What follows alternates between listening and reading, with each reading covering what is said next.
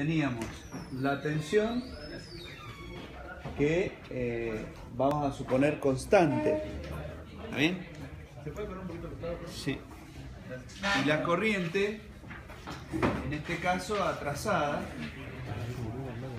como si fuera una carga RL. ¿Bien? Entonces, en el diagrama simplificado no consideramos la resistencia de los devanados y solamente teníamos la caída de tensión por reactancia sincrónica. Entonces, esa caída de tensión, 90 grados con respecto a la corriente. Ahí la tienen.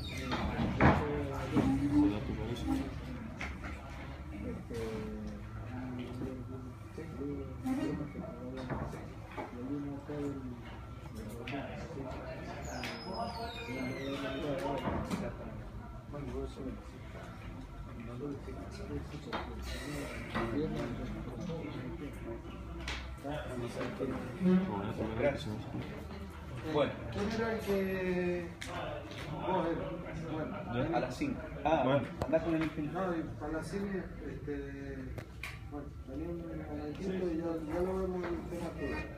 Bueno, también me dijo que iba a haber un... Bueno, andá. Ah, este pibe que andá, ¿no? Los demás, los que están aprobados o los que están, sí, después tienen alguna duda, bueno, después se ve. ¿Está? Y los que están muy bien desaprobados, bueno, no, si quieren ver los errores, después los vemos los errores, pero tienen que salir al bien. Bueno.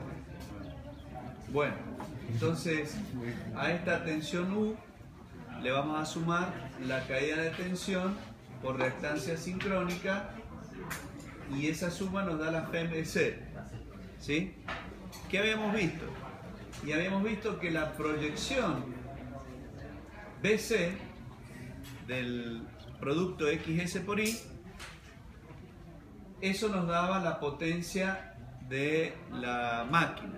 Voy a tener que hacer la deducción otra vez porque como acá la gente rota, unos están, después vienen otros. Es muy difícil así.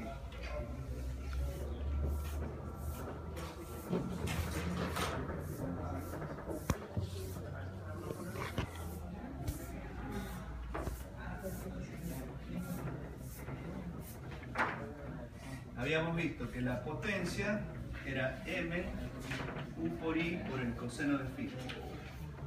Si nosotros queríamos mantener la potencia constante, multiplicábamos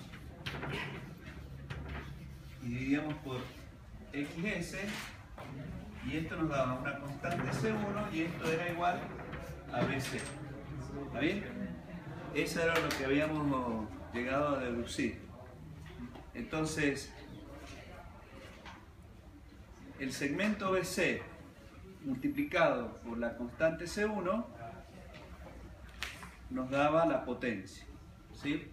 Esa potencia si la queríamos dejar constante.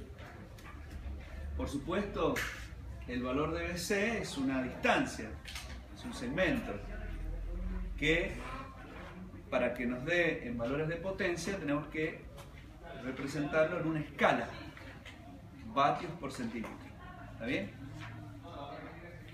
Bien, entonces, si nosotros ahora trabajamos con una corriente I1, por ejemplo, adelantada, y trazamos la caída de tensiones XS por I1, que es perpendicular, a partir de U, trabajando con una perpendicular por B a la recta de potencia, hasta allí obteníamos E'0.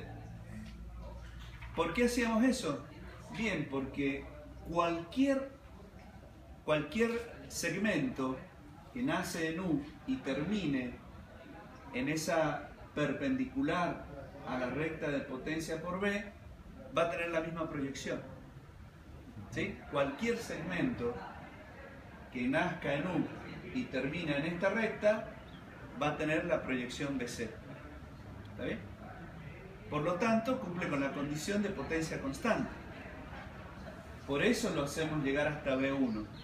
¿Sí? ¿Qué surge de esto? Y surge que cuando la máquina tiene una corriente atrasada con respecto a la tensión, se trata de una carga RL, o sea, inductiva. Por lo tanto, la reacción del inducido era desmagnetizante. Para nosotros conservar la tensión constante, lo que tenemos que hacer es sobreexcitar la máquina. Eso se ve por el segmento E0, que es más grande. ¿Se ve? La máquina está sobreexcitada, ahí lo dice. En cambio, cuando la corriente I está adelantada con respecto a la tensión, sabemos se trata de una carga RC, capacitiva. Por lo tanto, el efecto de la reacción del inducido es magnetizante. Como nosotros queremos mantener la tensión constante, debemos disminuir la excitación, lo cual equivale a disminuir el valor de 0 para que la tensión no aumente. ¿Está? O sea que ahí están observando esa situación en la gráfica. ¿Qué más? Bueno, la potencia constante, para que P igual a M por U por I sea, con seno de phi sea constante, este segmento, el segmento I coseno de phi, es igual al segmento OA. O sea que I coseno de phi es una constante que puede estar multiplicada por C2. M por U es otra constante. M es el número de fases, que es trifásica, es 3. La tensión U es constante. Entonces el producto M por U es otra constante C2. Por lo tanto, la proyección I coseno de phi me va a dar un segmento OA. ¿Sí? ¿Qué me está diciendo? Que todas las proyecciones de corriente I coseno de phi que coincidan con OA van a tener la misma potencia. Para que esa condición se cumpla, por la punta del vector corriente trazo una recta perpendicular a la tensión U que pase por A. Por lo tanto, la punta de todos los vectores corriente que dé sobre esta recta, por eso se llama recta de corriente, la punta de todos esos vectores corriente que dé sobre esta recta van a tener la misma proyección OA. Es decir, van a cumplir con la condición de potencia constante. Por eso esta recta se llama recta de corriente. Es una recta, ustedes saben por definición, que una recta es un conjunto de puntos alineados. ¿Está bien? Entonces, esos puntos, ¿a quién corresponden? Corresponden a la punta de los vectores corriente, ¿verdad? En este caso del generador. ¿Sí? Esa es la condición. Y esa recta es perpendicular a la tensión U. Bien, ese es el estudio del diagrama. Ahora tenemos otra situación. Excitación constante y potencia variable. Ahí falta la palabrita variable, ¿eh? Se ha comido. Entonces nuevamente empezamos con la tensión U. A esa tensión U le tenemos una corriente I1 atrasada, una carga RL.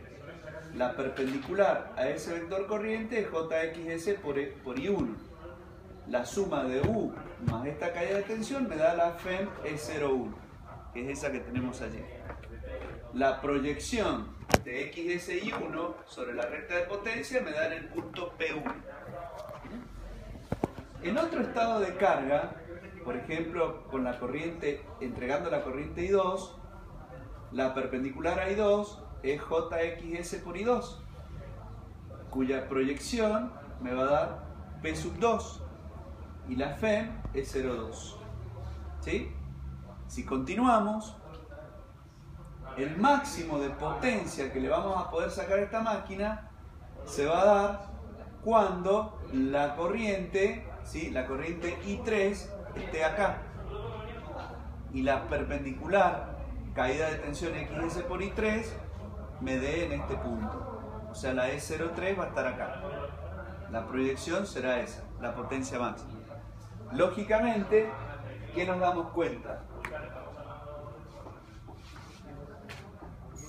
Y nos damos cuenta que esa máxima potencia corresponde, digamos, a la tangente de un arco de circunferencia que tiene radio E0. ¿Sí? ¿Por qué? Ese radio es constante. Y es el que corresponde a, a esto, a excitación constante. ¿Ah? Está cumpliendo con la condición de que la excitación sea constante. ¿Qué surge de esto? Y surge, por ejemplo, que esta distancia, como es el radio, bueno, será igual, multiplicado por 2, al diámetro de esta circunferencia. También se va a dar para este otro lado. ¿Cómo sabemos la corriente qué lugar ocupa? Bueno, la punta de los vectores corriente también va a dar sobre una circunferencia que se obtiene a partir del valor de I3 límite, bajando una perpendicular a la recta de la FEM E0 o a la del diámetro. El radio de esta circunferencia, como nosotros lo sacamos como XS por I3, ¿sí? Acá el E0, ¿sí? Este radio, perdón, sería la FEM E0 sobre XS. Ese valor es el radio que si nosotros pinchamos ahí en C y abrimos con este radio, lo que hacemos es encontrar el lugar geométrico de todos los vectores corriente, donde este valor corresponde al valor de corriente límite. Entonces, ese es el significado del diagrama, pero fíjense un detalle. Fíjense que se ha marcado el ángulo delta. El ángulo delta es el ángulo de carga entre la tensión y la FEM. En este caso tiene este valor, pero por ejemplo, con I3, el ángulo delta, ¿cuánto vale? ¿Cuánto vale el ángulo? Claro, vale 90, ¿verdad? ¿Y qué habíamos visto en la fórmula de la potencia electromagnética? ¿Cuándo era máxima? ¿Cuándo era máxima? En la máquina de rotor liso, cuando delta valía 90 grados. ¿Se acuerdan? El seno de 90 nos daba el valor de la potencia máxima. Coincide con lo que nosotros estamos analizando acá. ¿Está bien? Miren, disculpen, ¿no? Yo les pido disculpas. Yo les pido disculpas a ustedes. Pero yo veo muchas caritas nuevas. Lamentablemente. Hay pocos que me siguen. Levanten la mano al que me sigue desde que yo dije lo de la potencia electromagnética. Creo que debe ser vos. Vos más o menos. Y aquella chica que viene siempre. Pero son dos nada más, y 3. El resto y aquel pibe que también viene seguidito. 4. Y vos venís también. Entonces ven, ¿se dan cuenta? Es difícil para mí, porque yo voy relacionando los temas, porque, digamos, los voy hilando para que a ustedes les sirva y estudien junto con lo que yo voy explicando. Pero ¿cuántos son los que me siguen? 4. Entonces yo a ustedes, los restos, que es la mayoría, ¿qué tengo que hacer ahora para que me crean o me entiendan esto? Tengo que volver la filmina para atrás, para mostrarles esto que acabo de decir. Miren, ahí está. Esa es la ecuación de la potencia electromagnética, que ya habíamos deducido clases atrás. Entonces acá está lo que yo estoy diciendo. Por eso corrobora con la filmina de más adelante. Pero eso es para el que va siguiendo. No tienen que hacer esto de venir, no venir. Yo entiendo, realmente entiendo que los deben apurar por todos lados, ¿cierto? Con parciales.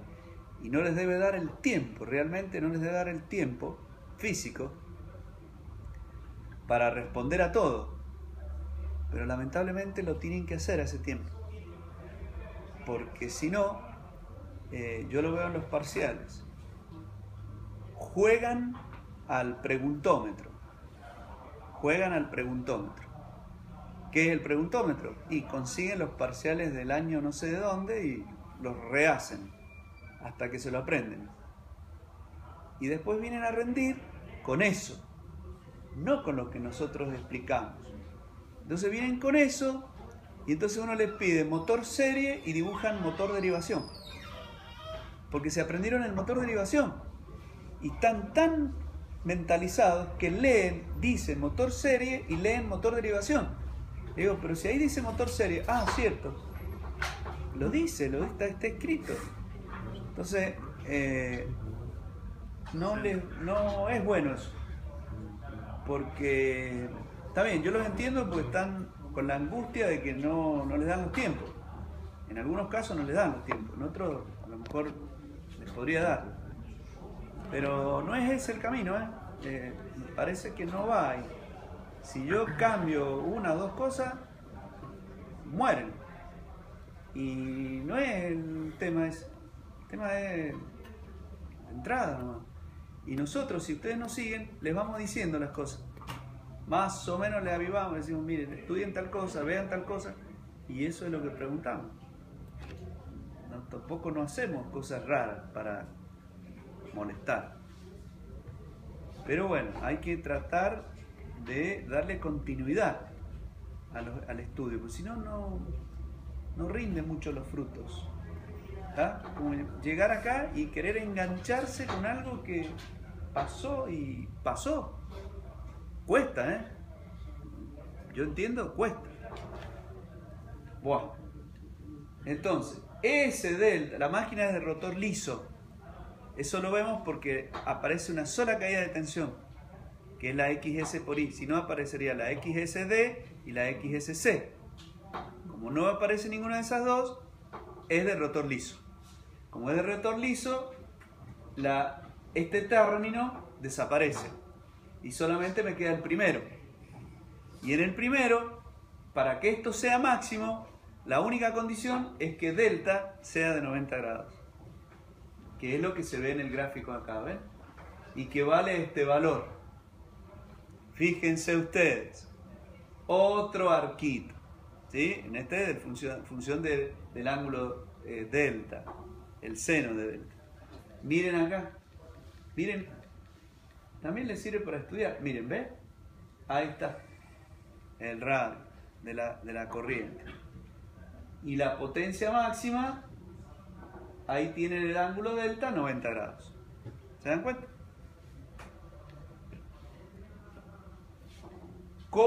¿Qué es lo que van a hacer ustedes ahora este jueves y este viernes?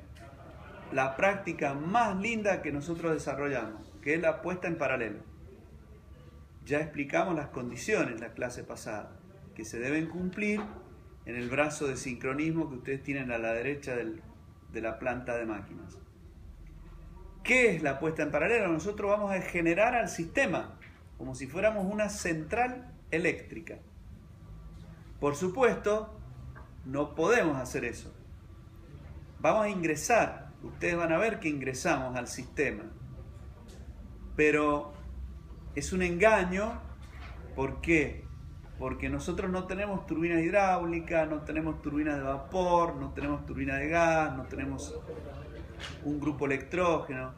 Es decir, nosotros estamos tomando energía de la misma red y le inyectamos energía a la red. O sea que prácticamente en el balance no generamos nada. En realidad tomamos porque tenemos pérdidas de rozamiento, de ventilación.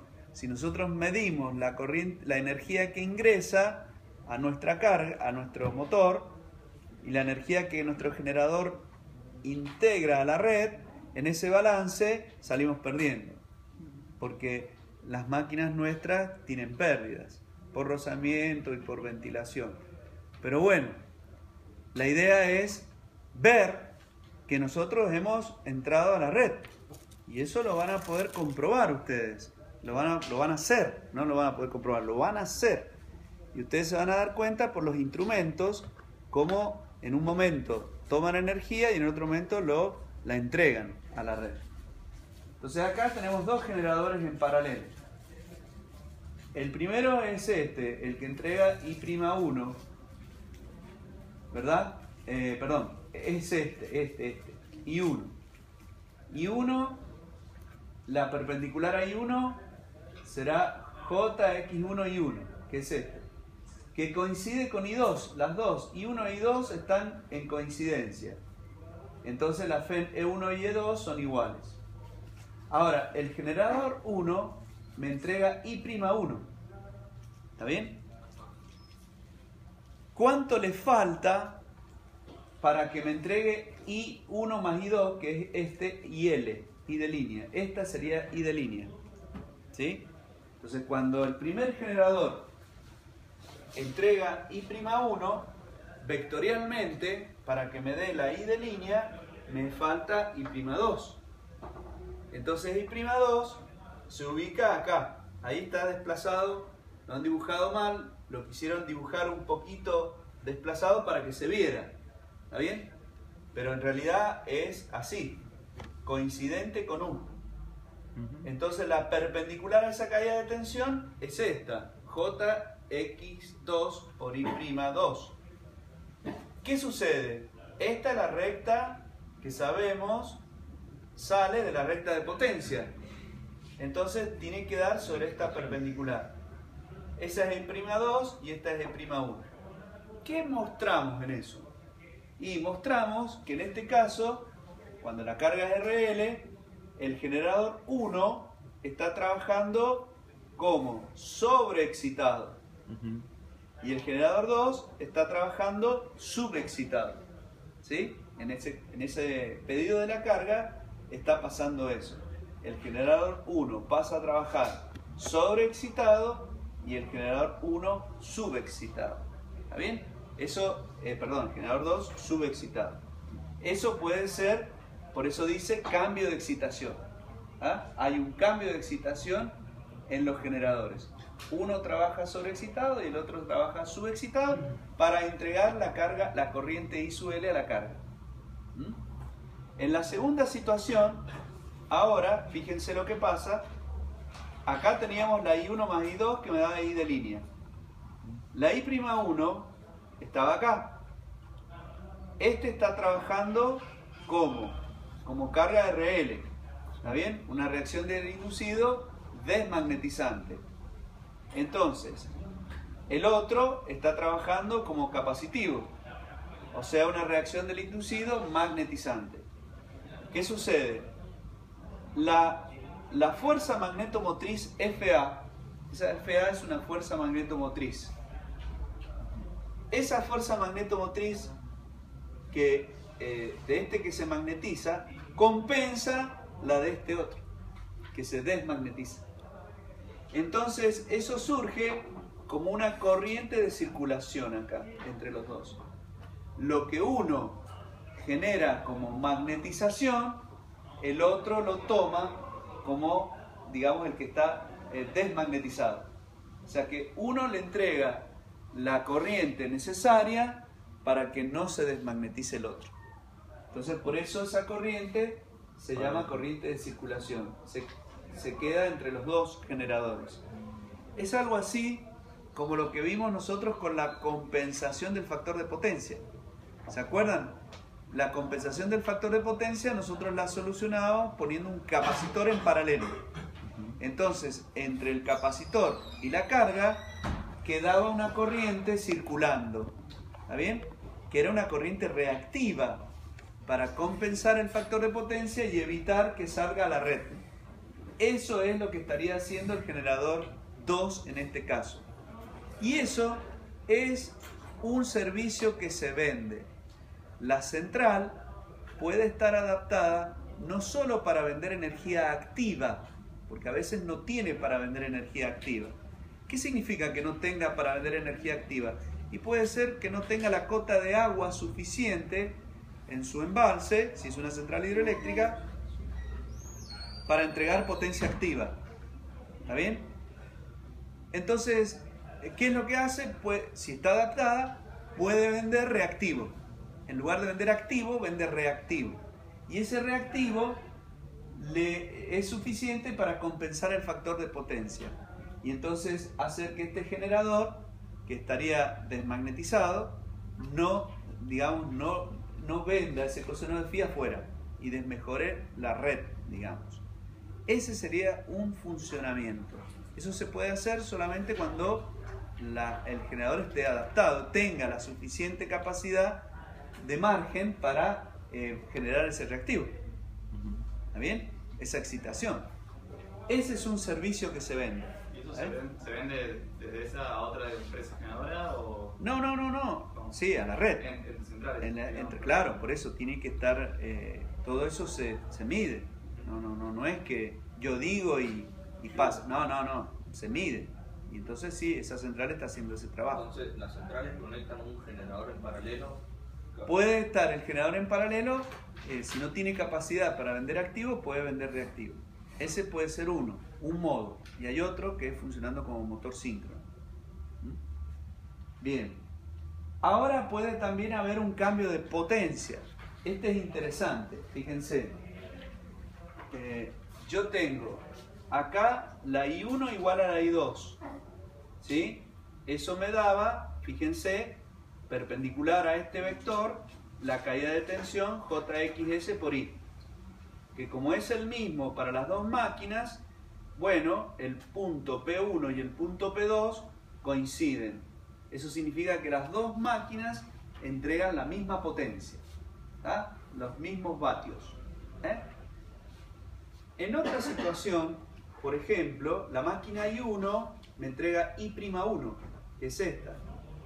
I'1 más I'2 es la suma vectorial para que me dé la corriente de línea. La corriente de línea es la que me consume la carga. Esa corriente IL que está acá, yo no la puedo mover para atrás ni para adelante. Modularmente es esto. Y el ángulo es este que está en atraso. ¿De quién depende esto? De RL, la carga RL. La carga RL es una Z de tantos ohmios y de tal ángulo. ¿Está bien? Esa Z yo no la cambio. Por lo tanto, la corriente I de línea que me pide esa carga y va a estar acá con ese módulo y ese ángulo. No se puede mover. Pero lo que yo puedo hacer es que cada generador aporte de distinta manera. En la primera situación, los dos aportan la corriente que está en fase y la suma me da la corriente de línea. Ese análisis es este que está acá y este valor de P1 igual a P2. Hasta ahí, eso es como las dos máquinas entregan lo mismo. ¿Ah? Ahora, vamos a otra situación. La máquina 1 me entrega I'1, que está desplazado a un cierto ángulo. Como esta I de línea permanece, porque la carga yo no la cambio, bueno, la suma vectorial para que me siga dando I de línea es esta. Este es el vector I'2. Ese I'2 es el que tiene que entregar el generador 2. Está acá. La perpendicular a ese I'2, que debería estar bien pegadito a U, es esta. ¿Ah? Y entonces fíjense lo que pasó. La I'1, la perpendicular, es esta. X1 por I'1, que tiene que dar sobre esta circunferencia, que es la de excitación constante, según lo que vimos recién. La proyección me da P'1. O sea, la máquina 1 me entrega esto. ¿Sí? Pero yo tengo que entregarle P1 más P2. Entonces lo que me falta es todo esto. ¿Está bien? Para que sea la suma que me pide la carga. Entonces cuando yo encuentro P'2, que es lo que le falta, por allí bajo la perpendicular, la bajo, por acá trazo la perpendicular a la corriente y donde se cruzan, ahí deberá estar E0. ¿Y qué descubro? Y descubro que la FEM E'2 es un poquito más grande que la que corresponde a la curva de excitación constante que yo tenía. Ah, ¿qué está pasando? Y en esta situación, ¿sí?, resultó que para poder entregar la potencia que la carga me requiere, el generador 2 tuvo que sobreexcitar un poquito su generación. ¿Se dieron cuenta? Tuvo que, para poder cumplir con este requisito, tuvo que sobreexcitarse. ¿Está bien? Sobreexcitarse un poco. Eso me doy cuenta porque el arco de circunferencia es más grande que el que yo tenía con la FEM E'1. Dejó de trabajar con la excitación constante. Tuvimos que aumentar un poquito la excitación para requerir ese cambio de potencia. ¿Se dan cuenta? O sea que en la central estas actividades son a diario, o sea, hay que controlar todo esto. Hay un cambio de potencia, son dos generadores y para mantener esa potencia, uno de los dos, por la condición que le impone el otro, tiene que sobreexcitarse. ¿Se entendió? Bien. Vamos a ingresar ahora al motor sincrónico sin atenuantes porque esto es lo que van a ver el jueves y el viernes. Tengo que ingresar sí o sí a este tema y ya abandonar lo del generador. Lo del generador lo van a hacer este jueves y viernes. Les va a gustar, va a ser linda esa práctica. Y a ese motor ustedes van a ver que primero van a ingresar en paralelo con la red. Ingresan en paralelo y en vacío. Después Barroso, el profesor, le va a dar tensión al motor de continua, que es como abrir la válvula mariposa de la turbina hidráulica para que entre más caudal. Entonces al entrar más caudal empuja los álabes de la turbina y eso empuja el generador y ahora entregamos energía a la red. Primero lo van a hacer en vacío. Ustedes van a ver que se van a dar cuenta porque va a haber un amperímetro que ni se va a mover. Y van a ver un batímetro que tampoco, van a marcar 0. Pero van a entrar en paralelo. Van a pulsar el interruptor en paralelo cuando se cumplan las condiciones de igualdad de secuencia, igualdad de frecuencia, igualdad de tensiones y sincronismo. Esto es lo que yo expliqué la clase pasada. Entran en paralelo pero sin entregar corriente. Lo van a ver porque el amperímetro va a estar en 0 y un batímetro me va a medir 0 watt y 0 ampere. Una vez que entraron en paralelo le van a empezar a dar potencia al motor de continua, que es nuestra turbina, que es equivalente a abrir la válvula mariposa para que entre más caudal de agua a la turbina hidráulica. Entonces ahora empieza a hacer torque. Eso empieza a mover, en teoría, el sistema. Entonces entra a mover y ahí ustedes van a ver que entra a entregar corriente. El amperímetro empieza a subir, el batímetro empieza a subir. Es decir, le estoy entregando energía a la red. Estoy generando para entregar energía a la red. Eso es lo que van a hacer ustedes. Bien, de ahí van a jugar con la excitación, van a hacer algunos juegos para ver la reacción del inducido, lo van a ver en un cofímetro. Después que hagan eso, el profesor le va a llevar la tensión del motor de continua a 0, que es lo mismo que cerrar la válvula mariposa a la turbina. Deja de pasar agua. Y entonces uno dice, bueno, ahora el generador se tiene que frenar. No, sigue funcionando. ¿Qué pasó? Claro, ahora a ese generador le pasó esto, ¿ven? Yo le retiré el motor, ¿verdad? Y sin embargo veo que esto sigue girando en el mismo sentido. Pero si miro el amperímetro, van a ver que el amperímetro quiere medir en sentido contrario. ¿Por qué? Porque en lugar de entregarle energía a la red, está tomando corriente de la red. ¿Qué significa eso? Y significa que se transformó en un motor. ¿Se dan cuenta? Ese generador se transformó en un motor. ¿Sí? ¿Y qué significa esto? Bueno, miren, cuando era generador, yo tenía el rotor con sus polos norte-sur girando. Y nosotros vimos que en el estator se inducían los polos sombra que daban lugar al campo magnético rodante. ¿Se acuerdan? El flujo atraviesa la palma, acá el sentido del giro es contrario, esto está girando así, pero por relatividad lo vemos en sentido contrario, acá es entrante y acá es saliente. Entonces cuando eso pasa, tengo un norte acá y un sur acá. ¿Está bien? De los polos sombras del campo rodante. Ahora, cuando se transformó en motor, dije que el sentido de la corriente se invirtió. Y eso lo van a ver en el amperímetro, porque van a querer medir para el otro lado. Los profesores le van a cambiar la polaridad para que puedan medir. Porque si no, se va a ir para el cero para abajo. Va a empezar a pegar para irse para abajo. Entonces eso me está diciendo que la corriente ahora cambió de sentido. Ahora en vez de mandar corriente a la red, la estamos recibiendo de la red. Por lo tanto, el sentido de la corriente en el estator cambió. Ya no es cruz y punto, sino que ahora es punto y cruz. Eso significa que por la regla de la mano derecha, ahora yo tengo un norte acá y un sur acá. ¿Está bien? Se invirtieron los polos sombra. ¿Qué pasa cuando sucede eso? Este norte con este sur se atraen. Se atraen. Y este norte con este sur se atraen.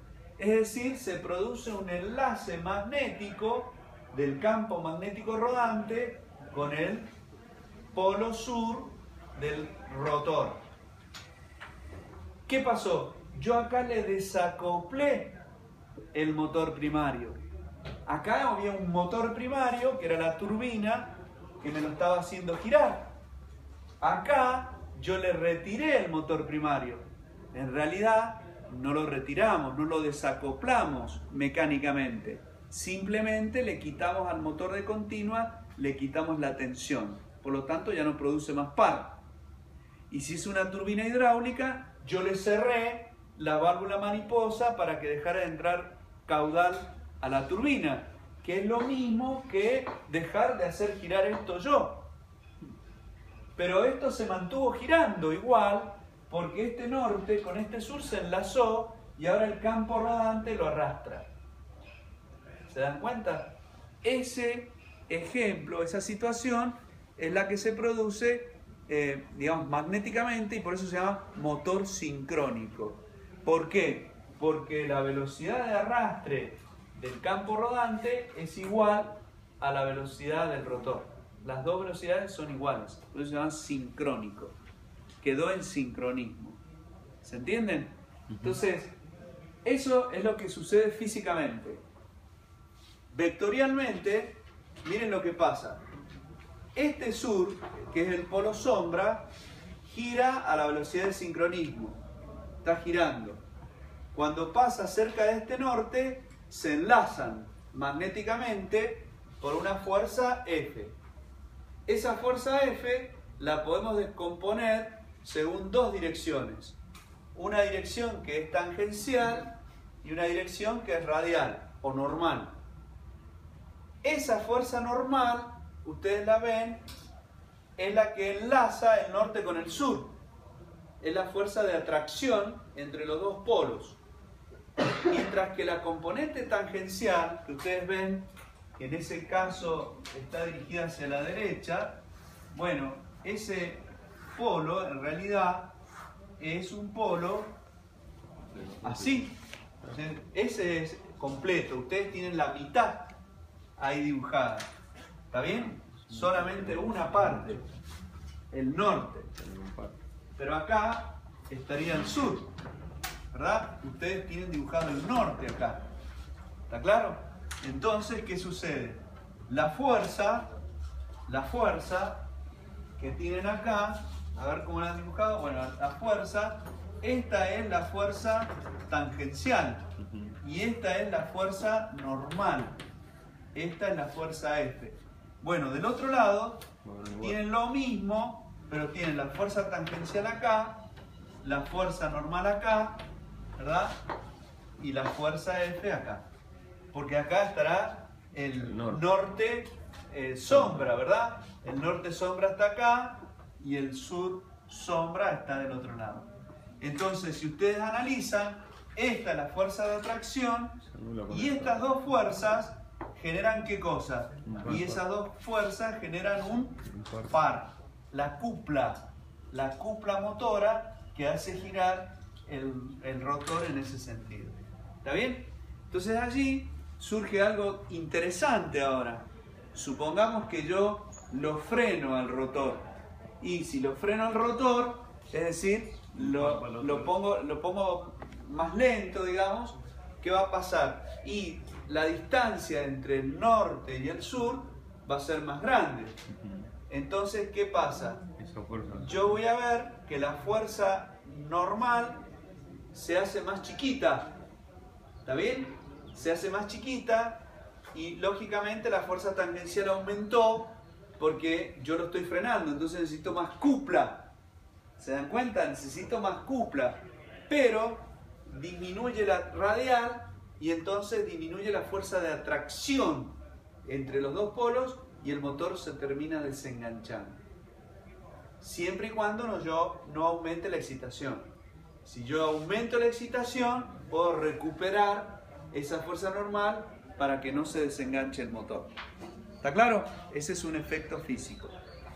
Bien. ¿Está entendido hasta acá? Eso es lo que ustedes van a ver el día jueves y viernes.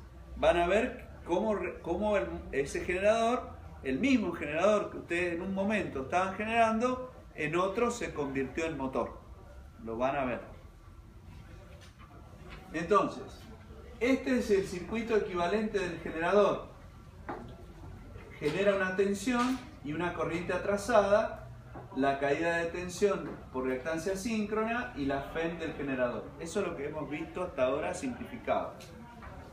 Cuando es motor, ¿qué sucede?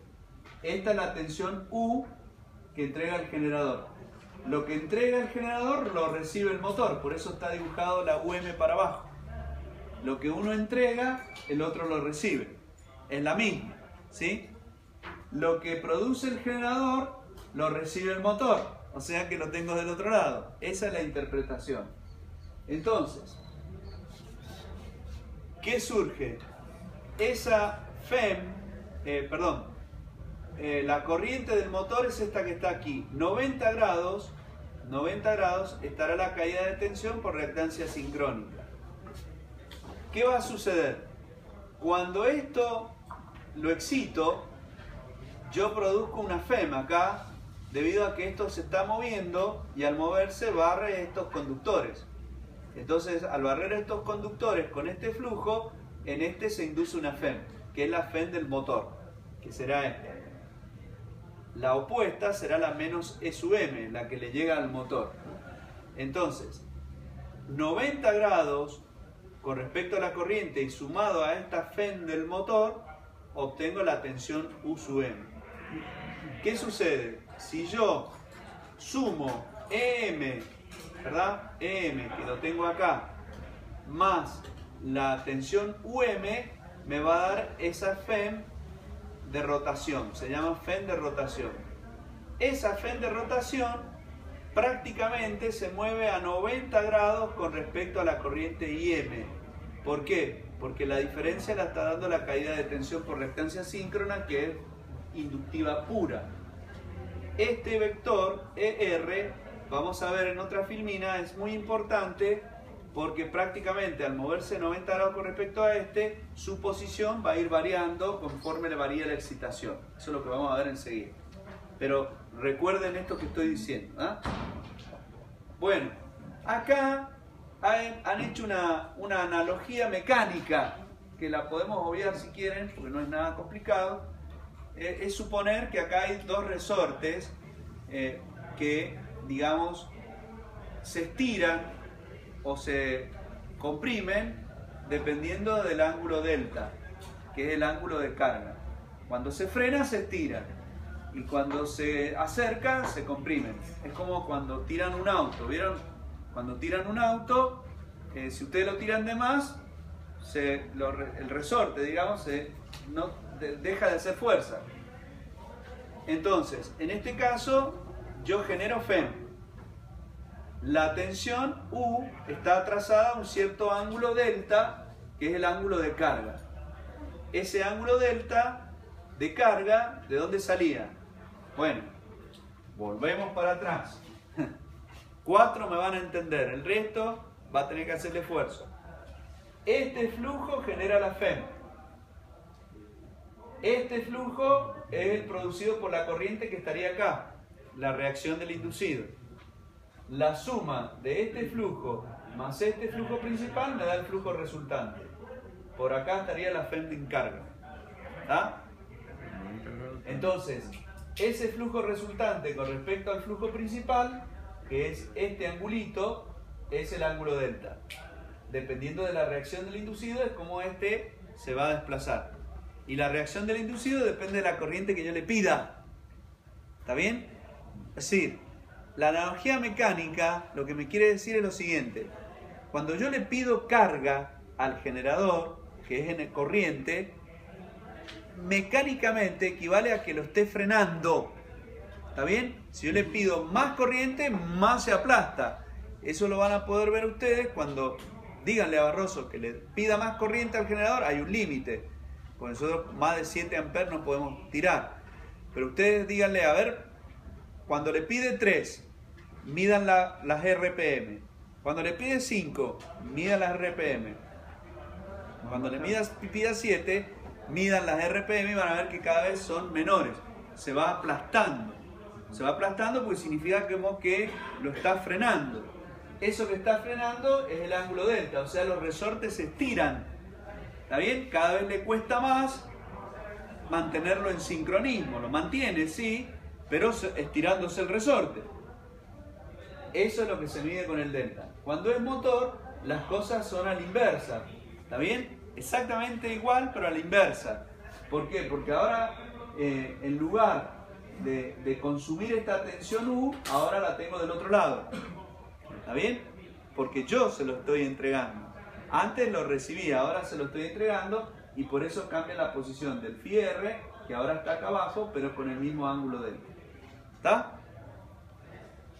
Bueno, acá está lo que yo les decía recién, que no se olvidaran de este vector ER, que era la suma del EM más el UM.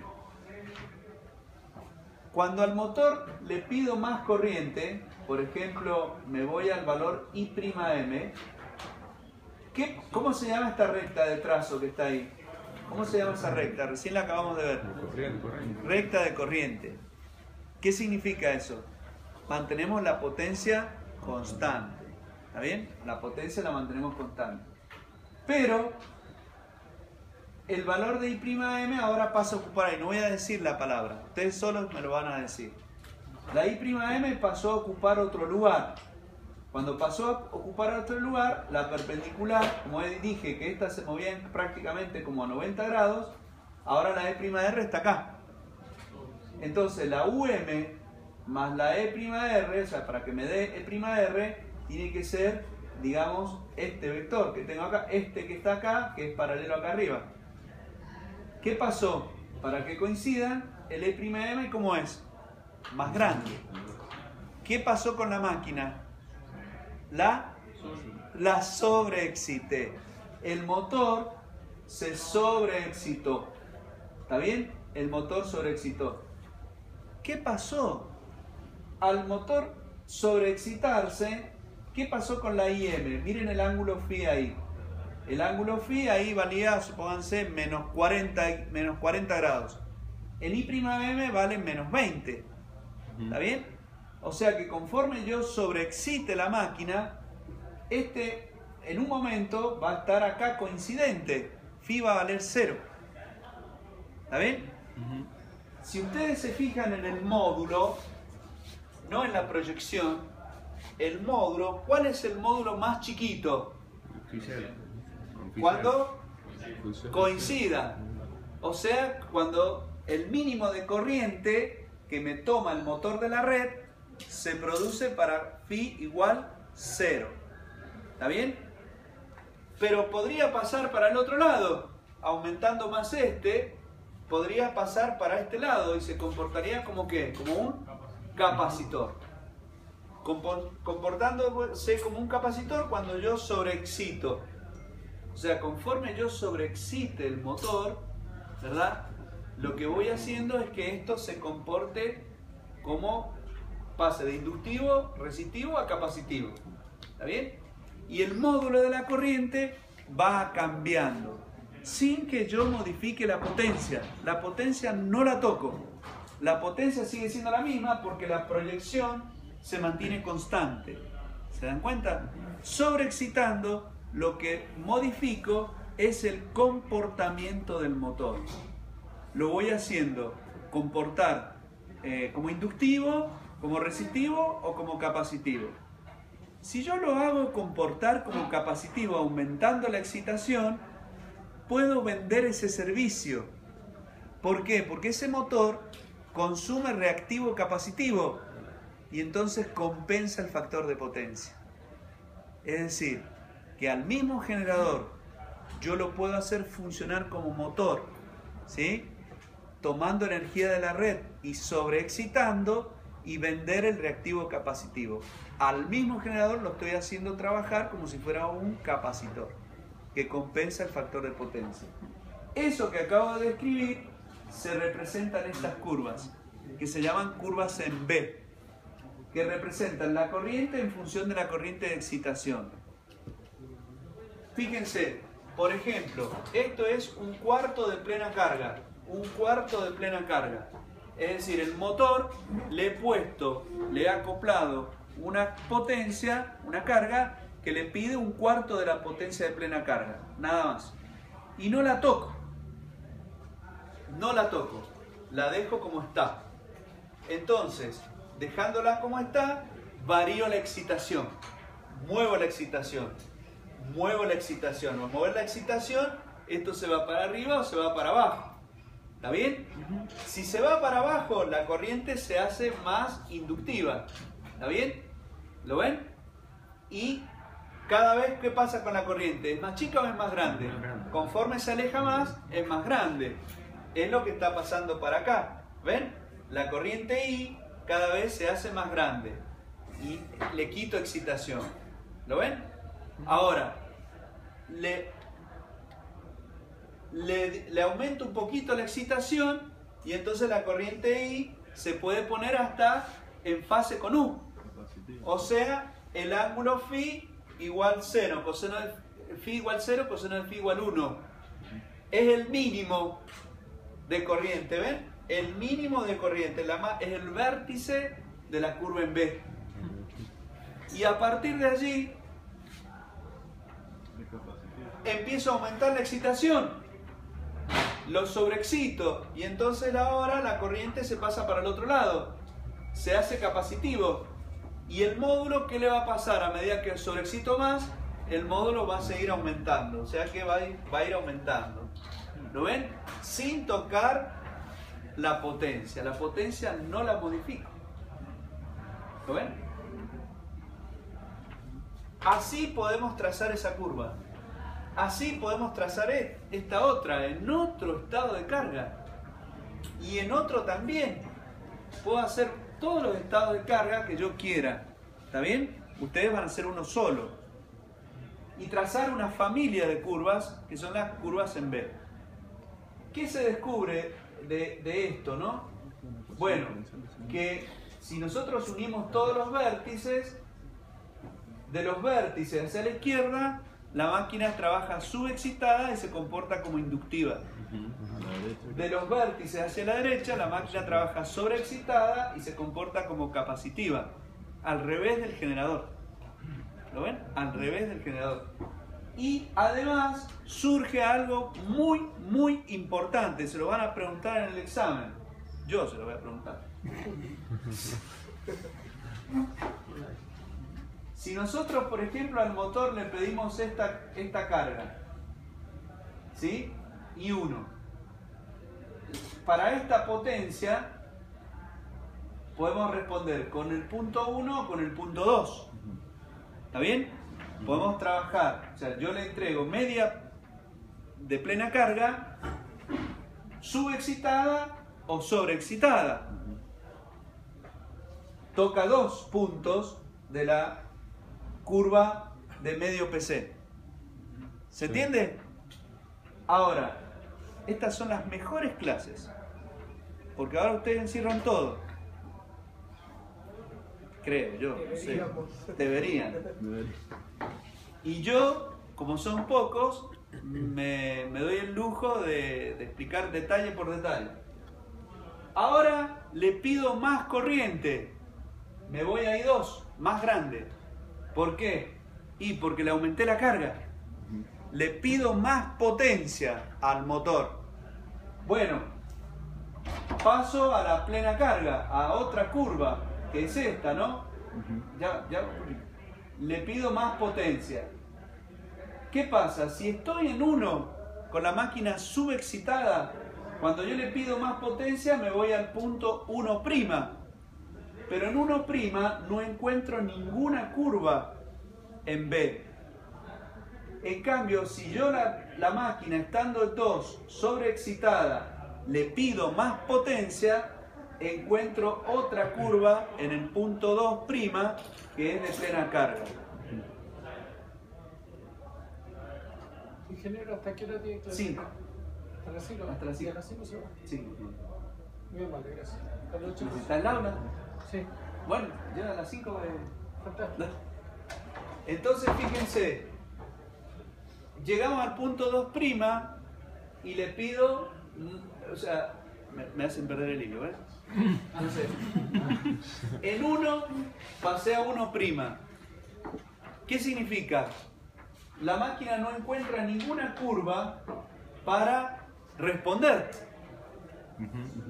Y en 2' sí, es la de plena carga, porque las curvas, fíjense que están un poquito acostadas hacia la derecha, no son B así, están acostadas hacia la derecha. Ya les voy a decir por qué.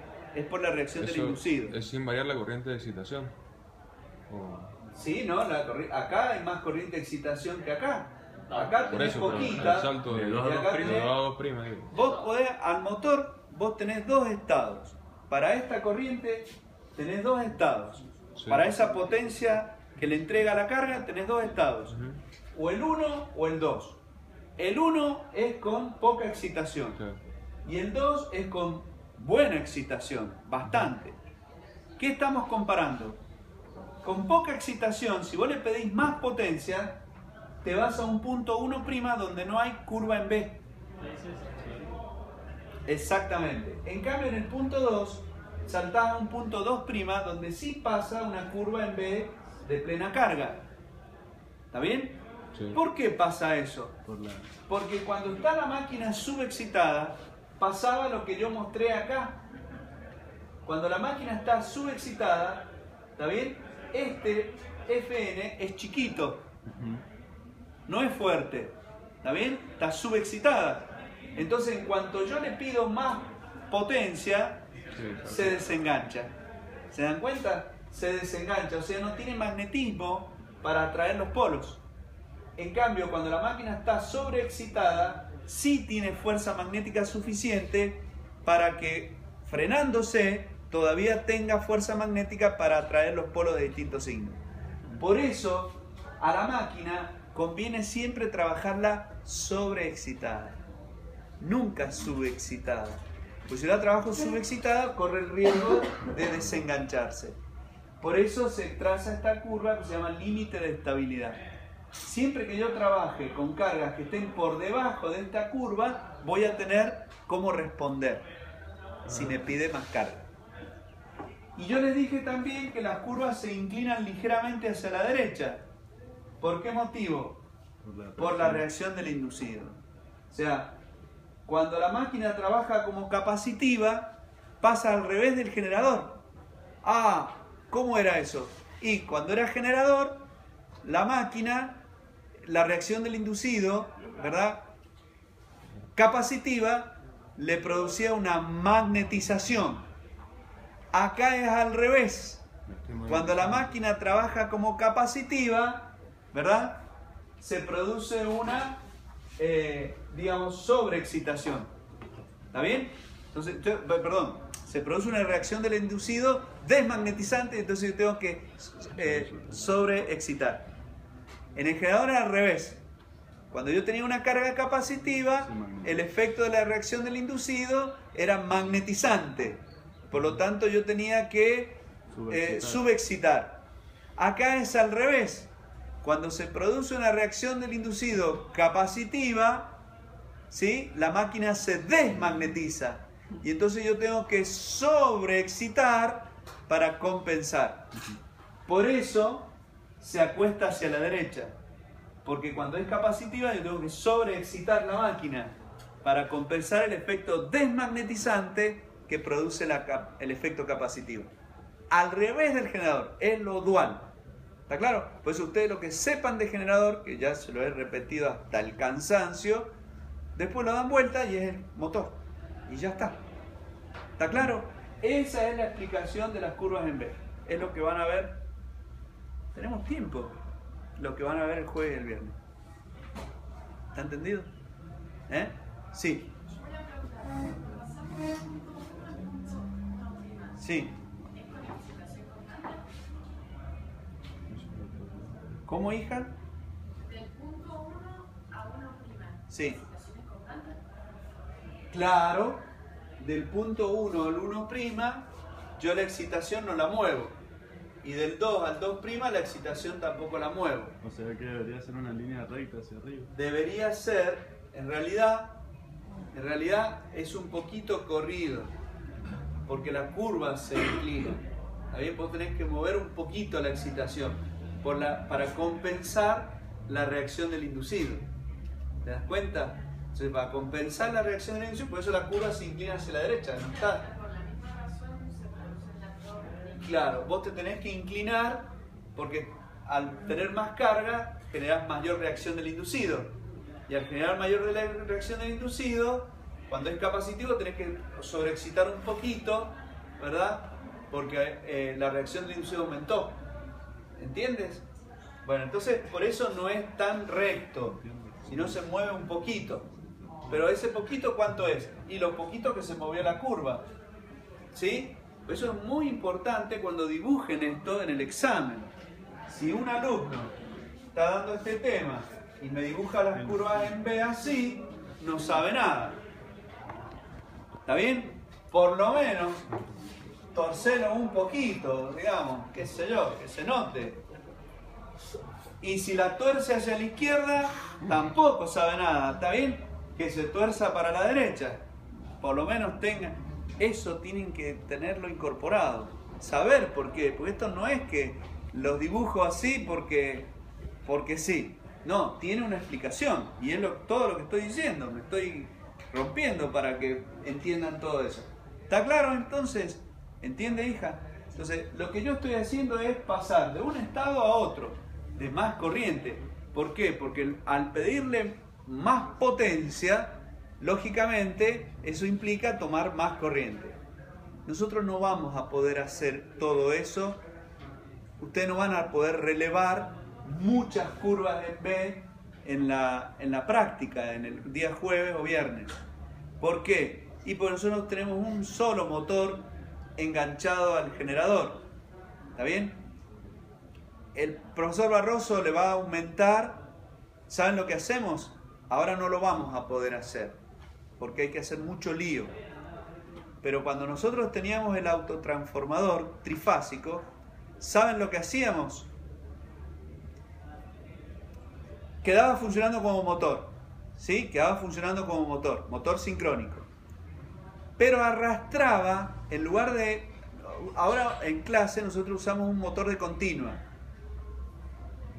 Pero en aquellos años usábamos un motor trifásico asincrónico que impulsaba al generador. Cuando se transformaba el motor síncrono movía el asincrónico. Entonces, le quitábamos la tensión al motor de alterna y le permutábamos dos fases. ¿Qué iba a pasar? Cuando le dábamos tensión, ese motor tendía a girar al revés. ¿Se dan cuenta? Y el motor síncrono encontraba un par resistente porque uno quería girar para el otro lado y el otro para el otro. Y eso equivale a un par resistente. ¿Se dan cuenta? Entonces le dábamos un poquito más de tensión y pasábamos a otra curva en B.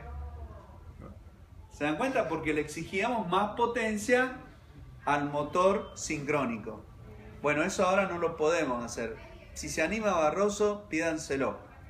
¿Qué le tiene que hacer al motor de continuo? Invertirle el sentido de giro. Lo van a volver loco.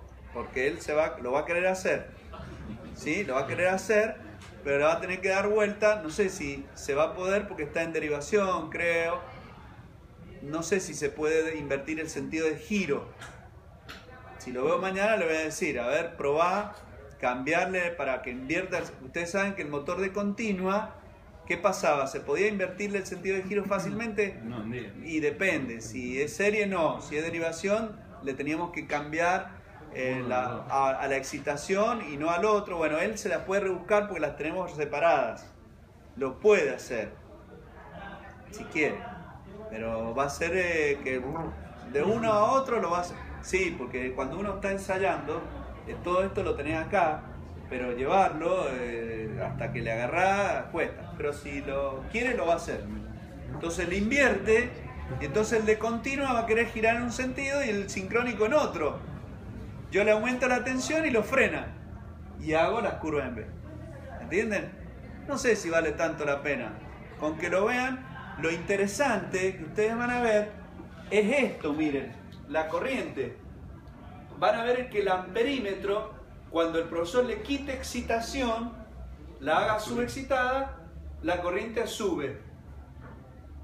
Le quita excitación y la corriente se baja hasta que llega a un mínimo de 2-3 amperes y llega ahí y no pasa más nada. Sigue aumentando la excitación, o sea, se pasa para el otro lado y ahora la corriente vuelve a aumentar. El amperímetro hace esto, miren. Este es el amperímetro. Supónganse que acá está el 0. 1, 2, 3, 4, 5. La aguja cae ahí, en 2. Ese sería acá. Si subexcito el motor con la excitatriz, la cacerola que parece plateada que tenemos ahí, él le quita excitación y la corriente empieza a aumentar. ¿A ver? Luego sobreexcita, la corriente empieza a disminuir hasta llegar a un mínimo, que es este. Pero le sigue aumentando la excitación y la corriente vuelve a aumentar. El amperímetro hace esto, va y viene. Pero tienen que mirar la excitación. Porque en la excitación van a ver que la excitación disminuye, ¿verdad? Y la corriente aumenta. Sobreexcito y la corriente disminuye hasta valer 0. Pero si sigo sobreexcitando, vuelve a aumentar. Como que tiene un resorte. Baja y sube. Llega al mínimo, sube. ¿Qué es esto? ¿Ven? Ese es lo que van a ver el jueves. Sí. Todo eso manteniendo el estado de carga constante. Exactamente. Usted la carga no la va a tocar. Si quieren, pero le van a tener que pedir a Barroso que invierta el sentido de giro del motor de continua. Pídanselo. Capaz que lo hace. Se lo piden, entonces él le cambia el sentido de giro. No, le cambia el sentido de giro y le aumenta la tensión. Y entonces uno va a querer girar así y el otro va a querer girar así. ¿Me entendés? Entonces depende del par más potente, es el que va a arrastrar al otro. Es interesante, es lindo eso. Es lindo. Un estado de carga menor, no importa si estoy en positivo o No, si pasás, claro, si te bajás, vas a estar más estable o menos estable. Pero podés tener la suerte que si estás por acá y prácticamente no pasa nada. No se desengancha. ¿Está? Bueno, muy bien.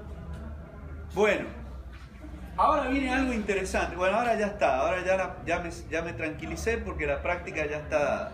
Ya van a poder asistir a la práctica sabiendo. Ahora van a estar entrenados. Saben. Digo yo. No sé. Yo digo que saben. Ahora viene otro problema, que este es de la semana que viene. Presten atención. No lo hemos soltado. Todavía no lo suelto, ¿eh? Los tengo agarrados todavía. No se suelten. Esto es así, ¿eh? Estamos enlazados así, con el pensamiento. ¿Ah? Es así. Hasta que no se van a poder soltar. Te tengo. Es así, aunque parezca que no, es así. Estamos todos así. Todos estamos enganchados con el pensamiento. Bueno, tengo que mantener eso, porque si lo suelto, chao. Se van, se me van, no sé dónde. Bueno, este motor tiene un problema, que es el arranque. ¿Cómo hacemos para que este motor arranque? Bueno, solo no va a poder nunca arrancar este motor. Tiene ese problema. Solo no.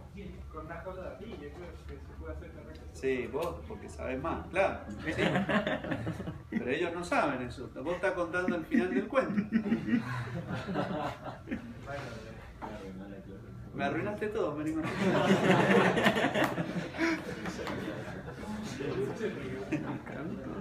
Bueno, vamos a ver lo que Melimachi ya nos contó. Es como ir a ver 007 sabiendo el final.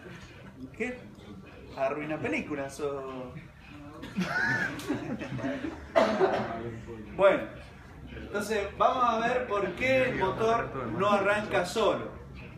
Entonces el campo magnético es este, ¿ven? Ese es el campo rodante. Campo rodante que están todos los nortes. Estas son fotos, ¿está bien? Porque esto primero está a la izquierda, después se pone bien enfrente y después se pasa a la derecha. ¿Está bien? Pero este es el que se está moviendo. Entonces, este del sur, este del norte, se enlazan magnéticamente con la fuerza F y si descompongo esta fuerza según sus dos direcciones, esta es la normal y esta es la tangencial. La tangencial me quedó para la izquierda. Cuando lo tengo acá, bueno, la fuerza F queda ahí, no hay componente, solamente componente radial. Cuando pasó para el otro lado, la fuerza F quedó acá. Si la descompongo, la fuerza tangencial me queda hacia la derecha y la fuerza normal sigue siendo de atracción.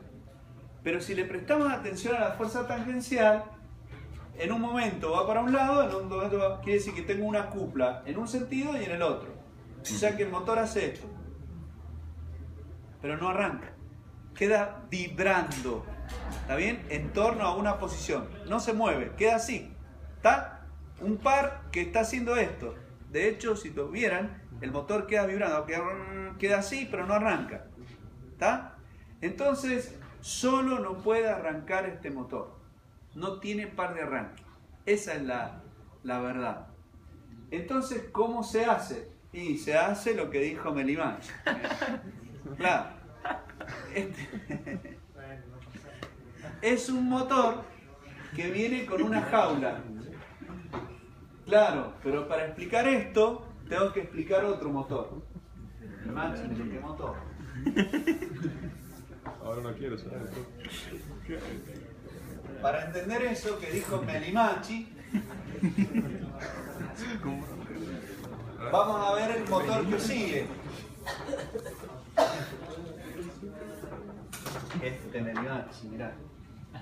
Bueno, miren, vamos a arrancar con una situación ideal. Yo voy a tener lo siguiente. Voy a tener un motor ideal. Me lo voy a inventar. ¿Sí? Un motorcito ideal.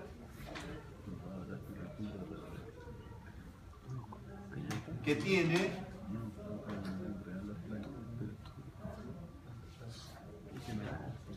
lo siguiente. Es un motor donde tengo un imán con un polo norte y un polo sur que lo puedo hacer girar independientemente del que está en el centro. ¿Sí? Lo puedo hacer girar independientemente del que está en el centro. Y el que está en el centro tiene una espira. Una espira que hace esto. ¿Sí? ¿Se entiende? Un tambor, un cilindro que tiene una espira adentro. Y un norte-sur que está por afuera y que puede girar independientemente del que está adentro. ¿Se entiende? Entonces yo cuando a este lo hago girar, los polos norte-sur se mueven y por la ley de Lenz-Faraday se induce una FEM. ¿En dónde? Acá. Pero esa FEM, ¿cómo se va a inducir? Regla de la mano derecha, ¿sí? Como acá el observador está quietito, es como si él girara en sentido contrario. ¿Está bien? Por eso el pulgar apunta hacia allá. Y la FEM es entrante acá y saliente aquí abajo. Como es una espira en cortocircuito, esa FEM hace circular una corriente que tiene ese sentido. Es una corriente I. Por la ley de Ampère, yo tengo ahora un conductor por el que circula una corriente y está bajo la acción de un campo, el producido por el norte-sur. Por la regla de la mano izquierda, el campo atraviesa la palma, norte, acá, la corriente es entrante y el pulgar me indica el sentido de la fuerza. O sea que en ese conductor voy a tener una fuerza acá y en este conductor voy a tener una fuerza así. ¿Qué se ha producido? Una cupla. ¿Está bien? En el mismo sentido que este otro. ¿Está bien? Pero no a la misma velocidad. ¿Y eso no cambiaría el sentido de la corriente? No. Porque en algún momento puede ser que me quede el polo sur arriba y el norte abajo. No, bueno, pero está bien, pero primero se generó este proceso. Una vez que se generó este proceso, lo va a seguir. Lo va a seguir en el mismo sentido, pero a una velocidad menor. Esta se llama N2 y esta se llama N1, porque si no, no hay barrido de líneas de campo. Y si no hay barrido de líneas de campo, no hay FEM. Y si no hay FEM, no hay corriente. Y si no hay corriente, no hay fuerza. ¿Se dan cuenta? Esta máquina se llama de inducción, porque este campo le induce al del rotor. Pero esta máquina, les dije, era ideal, no existe. ¿Por qué? Y porque en realidad nosotros vamos a hacer algo mucho mejor que eso. ¿Qué hacemos? Y lo que nosotros hacemos es poner 3 bobinas, ¿sí? 3 bobinas desfasadas 120 grados, ¿sí? Ya lo sabemos a eso porque se parece a otra que hemos estudiado, ¿sí? Eso es lo que hacemos nosotros, ¿sí? Y entonces acá seguimos teniendo ese cilindro, ¿sabes? Seguimos teniendo ese cilindro, ese tachito. La máquina ahora, fíjense, sigue teniendo el eje. Esta pieza sigue teniendo la espira, como habíamos dicho, ¿está? Con este cru y con este punto, con la corriente entrando por acá y saliendo por acá. ¿Pero por qué?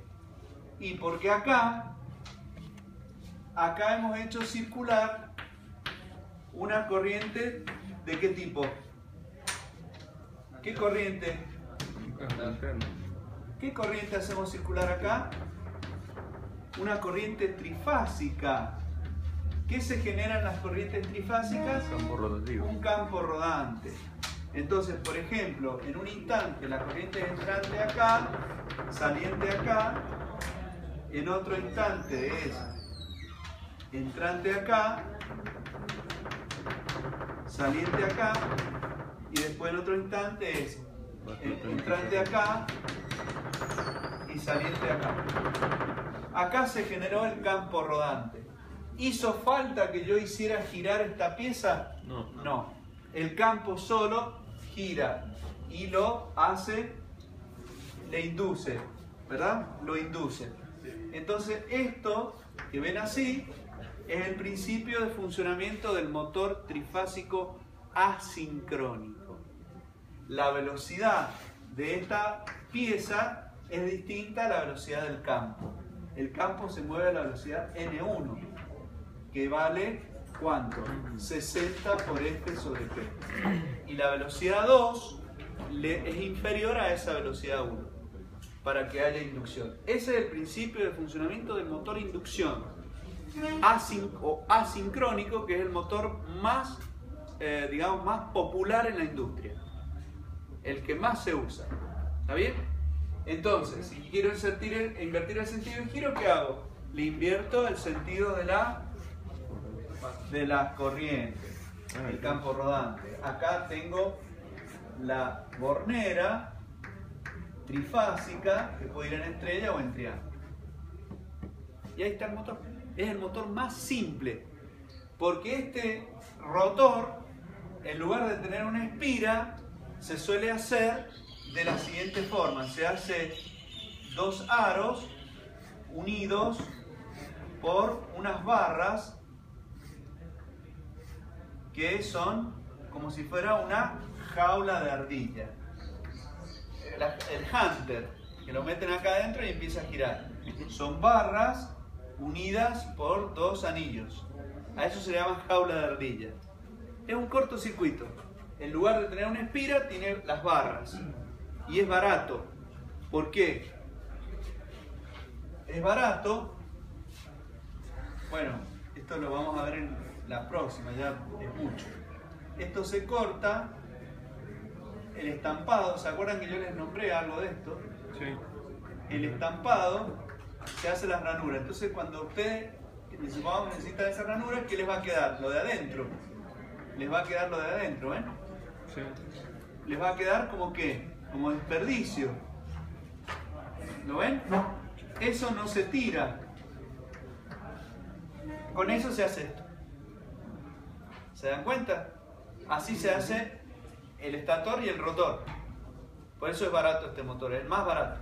¿Eso, profe, sirve de ventilación también? No. Entonces, esto que ven acá es una jaula de ardilla.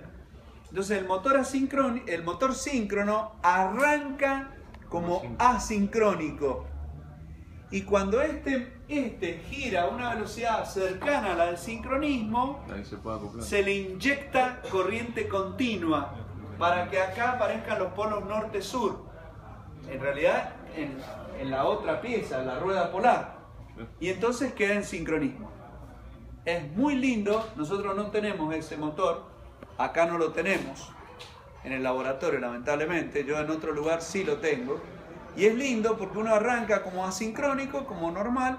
Y cuando le cierra la llave y le inyecta la continua, parece que deja de vibrar. Cambia el sonido, parece una turbina.